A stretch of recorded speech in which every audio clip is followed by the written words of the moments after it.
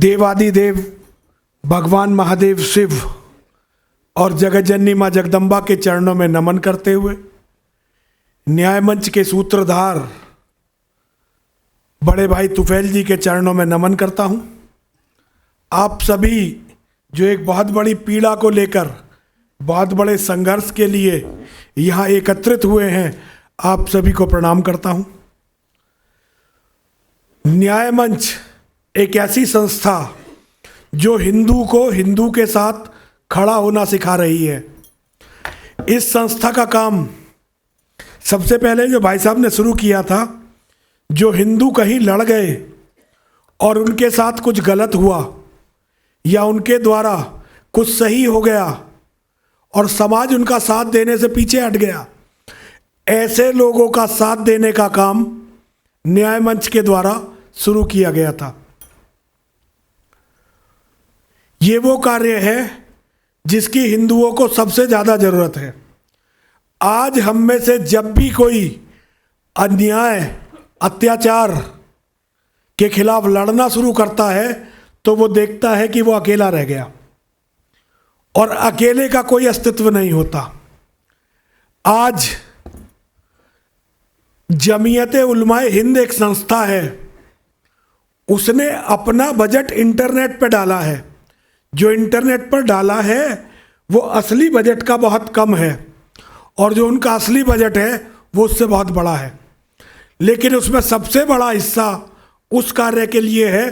यदि कोई मुसलमान किसी हिंदू का कत्ल कर दे या किसी हिंदू की बेटी के साथ बलात्कार कर दे या किसी हिंदू से उसका झगड़ा हो जाए तो उसके बचाव में वकील खड़े करने के लिए, उसको बचाने के लिए उनका सबसे बड़ा बजट है। हमारे हिंदुओं में इस कॉन्सेप्ट को एक संस्था के रूप में न्याय मंच ने लिया, इसीलिए मैं न्याय मंच का सबसे ज़्यादा सम्मान करता हूँ। अपना पूरा जीवन मैं इधर उधर भटकता रहा, सारी संस्थाओं को मैंने देखा। मैंने देखा कि संस्थाएं सब अपने एक एजेंडे पर काम कर रही हैं। कोई गाय बचा रहा है तो उसके सामने फिर कुछ हो जाए वो बस गाय बचाएगा। कोई मंदिरों में लगा हुआ है, उसके सामने चाहे कुछ हो जाए वो मंदिर बचाएगा। कोई जो काम कर रहा है वो उसी काम में लगा रहेगा। उसे ये पता ही नहीं है कि अगर हिंदू नहीं बचा तो ना तेरी गाय बचने वाली, ना तेरी बैल बचने वाली, ना तेरी बहन बचने वाली, ना तेरी बेटी बचने वाली, कुछ भी बचने वाला नहीं है यदि हिंदू नहीं बचा। तो सबसे पहली जरूरत है कि हिंदू हिंदू को बचाना सीखे। बड़ी बड़ी विडंबनाएं हैं और कुछ समझ में भी, अब तो ये समझ में आना बंद हो गया कि कहें क्या और क्या ना कहें। अरब में मोहम्मद पैदा हुआ, मोहम्मद ने अरब के खूनी कुत्तों को भेड़िया बना दिया और हमारे यहाँ ऐसे ऐसे महात्मा पैदा हुए जिन्होंने हमारे शेरों को भेड़ बना दिया। और अब जब वो भेड़िए हैं और हम भेड़ हैं तो हम अब उनका प्राकृतिक शिकार हैं। और अभी भाई साहब ने डीएनए की बात की तो मोहम्मद की सुन्नत है। मोहम्मद ने सबसे पहला मंदिर वो तोड़ा जिसमें उसका बाबा महंत था। सबसे पहला मंदिर वो तोड़ा। और बैटल ऑफ बदर हुई तो अपने भाइयों में हुई। बैटल ऑफ बदर हिंदुओं से नहीं हुई थी, बैटल ऑफ बदर ईसाइयों या यहूदियों से नहीं हुई थी, वो कुरैश कबीले की लड़ाई थी। और कुरैश कबीले में जब मोहम्मद के साथ ही थे, उन्होंने तय किया कि ये बाकी जितने भी हैं हमें इनकी बहन बेटी छीननी है, इनकी जमीन जायदाद छीननी है, कारवा इनके लूटने हैं। कारवाओं को लूटने पर यह लड़ाई शुरू हुई थी जो आज पूरी दुनिया में फैल गई।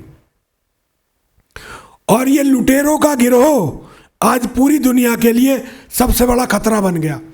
अब दिक्कत ये थी कि जो हमारे नेताओं ने, जो हमारे धर्मगुरुओं ने शेरों को भेड़ बनाया, नेताओं ने और संगठनों ने कुत्ता बना दिया।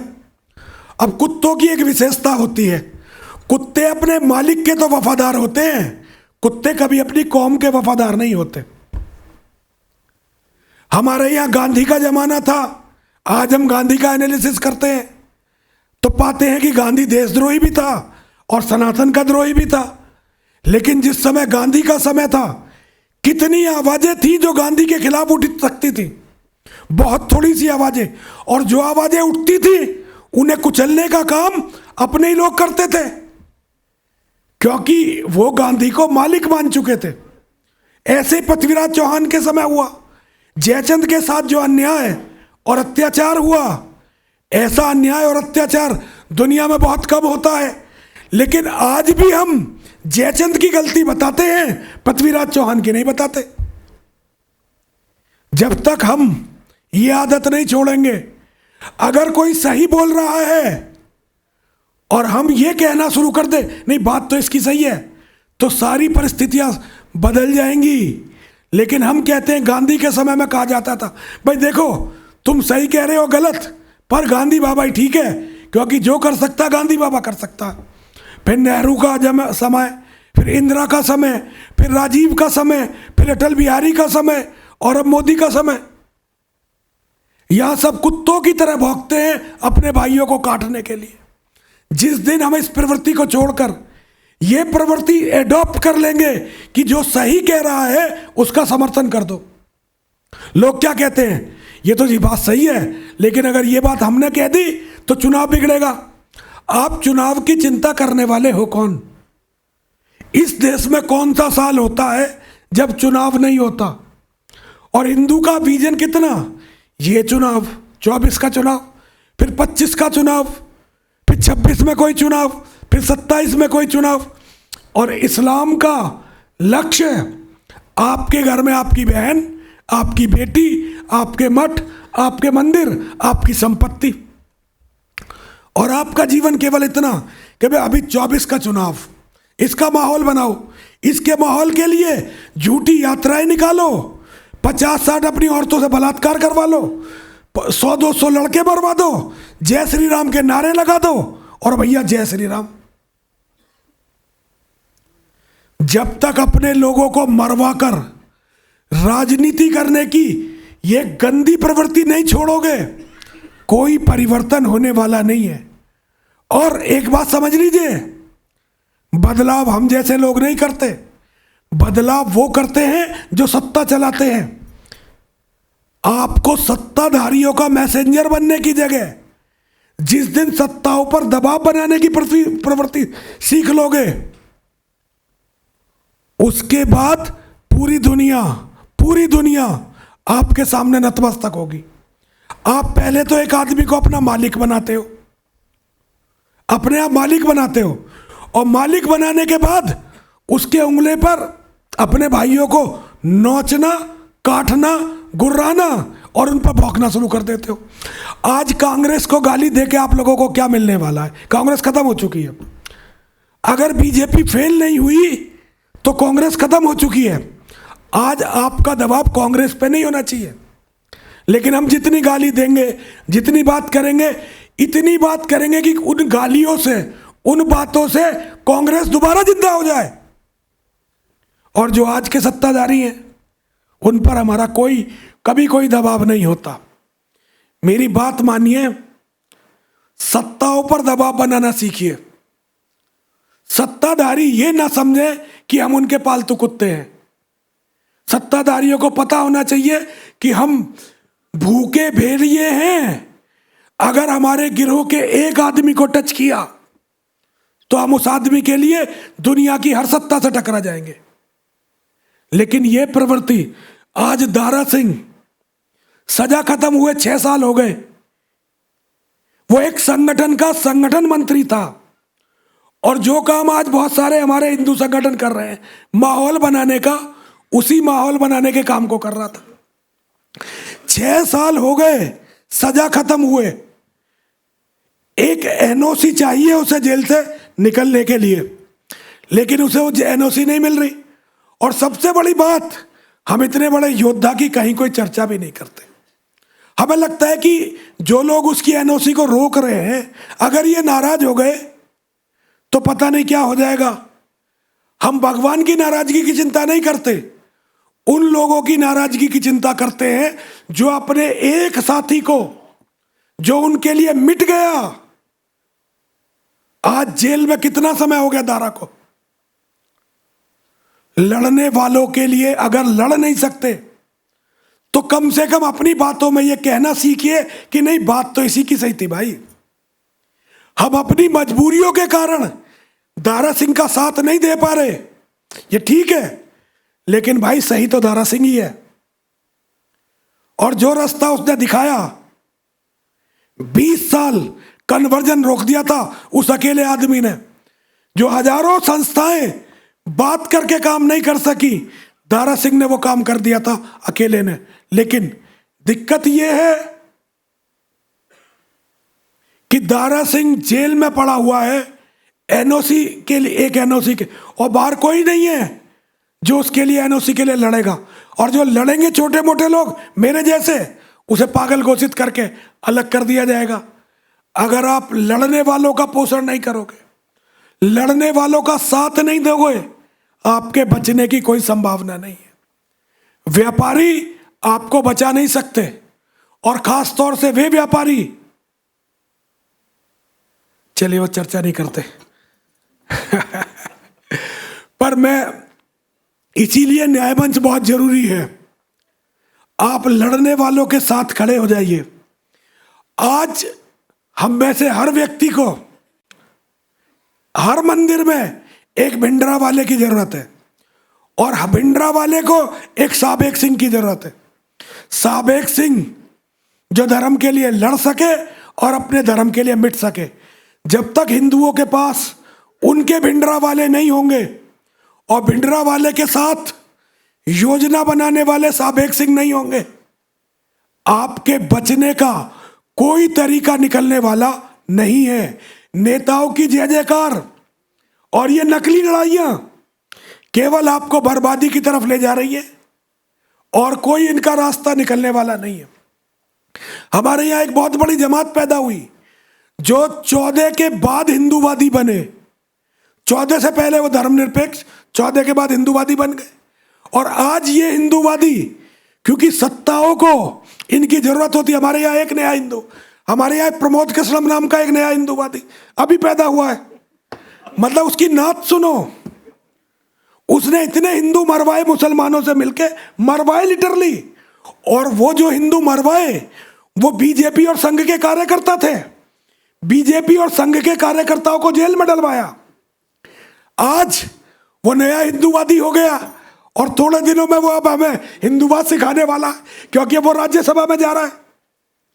अब वो राज्यसभा में जाएगा और हम जैसे लोगों को मूर्ख बताएगा कि भाई इनकी क्या औकात, ये कल भी जेल जाते थे, आज भी जेल जाएंगे। हम कल भी राज करते थे, हम आज भी राज करेंगे, क्योंकि हम जानते हैं कि राज इस कौम पर कैसे होता है। तो मैं आप सभी से कहना चाहता हूं, अपने लोगों का साथ देने का साहस पैदा करिए। देखिए, Islam is a organised gang of criminals. Islam एक अपराधियों का गिरोह है, और किसी गिरोह से या तो सरकारें लड़ती हैं या कोई दूसरा गिरोह लड़ता है। आपके लिए कोई सरकार नहीं लड़ने वाली। आपको अगर इस्लाम से लड़ना है तो आपको अपना गिरोह बनाना पड़ेगा, और अगर आप गिरोह नहीं बना रहे तो दो चीजों का इंतजार करिए, या तो अपनी बहन बेटियों के सामूहिक बलात्कार के बाद अपने कत्ल का, या मुसलमान बनने का। और मुसलमान बनने के बाद भी यही होना है, क्योंकि मोहम्मद कहकर गया है कि इस्लाम के 73 फिरके होंगे। उन 73 फिरकों में 72 फिरके जहन्नमी होंगे, केवल एक फिरका जन्नती होगा। तो पहले वो हमें मारेंगे, हमें मारने के बाद आपस में लड़ेंगे। उनकी लड़ाई जब तक धरती समाप्त नहीं हो जाती, जब तक मानवता समाप्त नहीं हो जाती, तब तक चलती रहेगी। अब या तो हमें उन्हें समाप्त करना पड़ेगा, या वो हमें सबको समाप्त करेंगे। फैसला आपके हाथ में, जो चाहे वो करो। लेकिन फिर भी अगर जीवित रहना चाहते हो सम्मान से, तो अपना गिरोह बनाओ और गिरोह कभी भी कुत्तों के नहीं बनेंगे भाई। गिरोह या तो भेड़ियों के बनेंगे या छोटे मोटे झुंड हाथियों के बनते हैं।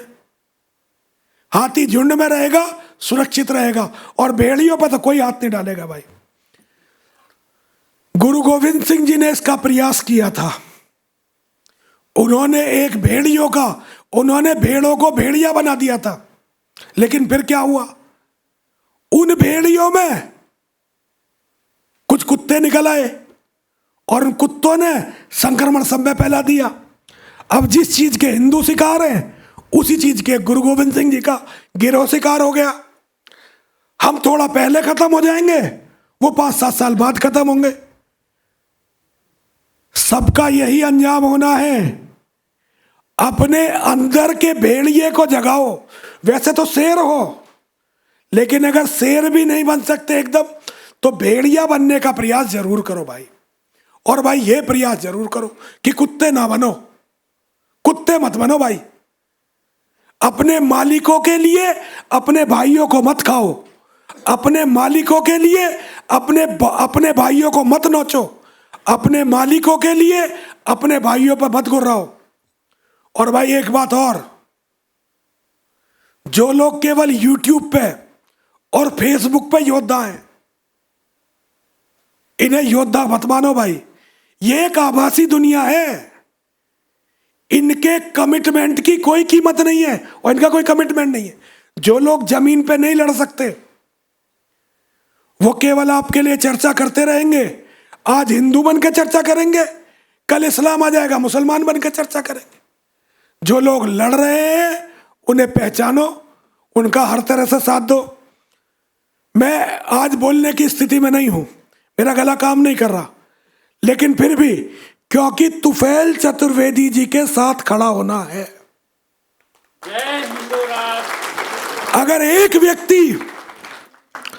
व्यक्ति अपनी प्रवृत्ति को छोड़कर भेड़िया बनने की तरफ है, तो हमें उसके गिरोह को ज्वाइन करना है भाई। जो समाज की ताकत बढ़ा सकता हो, आगे बढ़कर लड़ सकता हो, अपने आप को मिटाने का साहस रखता हो, अगर हम ऐसे व्यक्तियों के साथ नहीं खड़े हुए, वक्त हमें क्षमा नहीं करेगा।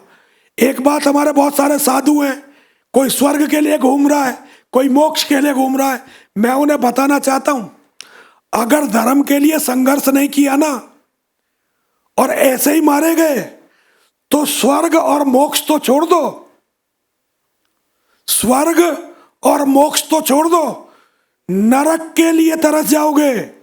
हमारी अतृप्त आत्माएं, यदि सनातन धर्म समाप्त हुआ, तो उन लोगों को छोड़कर जो धर्म के लिए लड़ते हुए मारे गए, बाकी सबकी आत्माएं स्वर्ग और मोक्ष तो छोड़ दीजिए, नरक के लिए तरस जाएंगी और अतृप्त आत्माएं ऐसे ही घूमती रहेंगी वायुमंडल में। धर्म के लिए लड़ने का साहस पैदा करें। और सबसे बड़ी बात, हर परिस्थितियों में उनके साथ खड़े रहिए जिन्हें आप ये समझते हैं कि वो धर्म के लिए लड़ रहे हैं। तुफैल जी मेरी पहली चॉइस है, उनके कोई अच्छा बुरा नहीं। मुझे ये मतलब नहीं वो अच्छे आदमी है बुरे आदमी, हालांकि वो तो बहुत अच्छे आदमी है, लेकिन अगर वो डकैत भी होते तो अभी मैं उनका नहीं, मेरी ये मैं उसके लिए नहीं कह रहा। अगर कोई चोर भी है, कोई डकैत है, कितना ही चरित्रहीन है, लेकिन यदि वो इस्लाम से लड़ सकता है तो मेरे सगा भाई से ज्यादा मेरे लिए जरूरी है, मैं उसके साथ रहूंगा भाई। मैं अगली बार जब भाई साहब के सम्मेलन में आऊंगा तो हो सकता है मेरा गला ठीक हो, और संभावना ये भी है कि उस समय मैं बिल्कुल ना बोल पाऊं, लेकिन मैं आऊंगा जरूर, क्योंकि ये दिखाना बहुत जरूरी है कि नरसिंहानंद तुफैल चतुर्वेदी जी के साथ है, और मैं साथ हूं और हर जगह साथ हूं। मेरे साथ 3 बार बोलिए, विजय मिले या वीर गति, सब महादेव के नाम, जीते जी रण छोड़ के जाना, वीरों का नहीं काम। विजय मिले या वीर गति, सब महादेव के नाम, जीते जी रण छोड़ के जाना, वीरों का नहीं काम। विजय मिले या वीर गति, सब महादेव के नाम, जीते जी रण छोड़ के जाना, वीरों का नहीं काम। हर हर महादेव, हर हर महादेव, हर हर महादेव।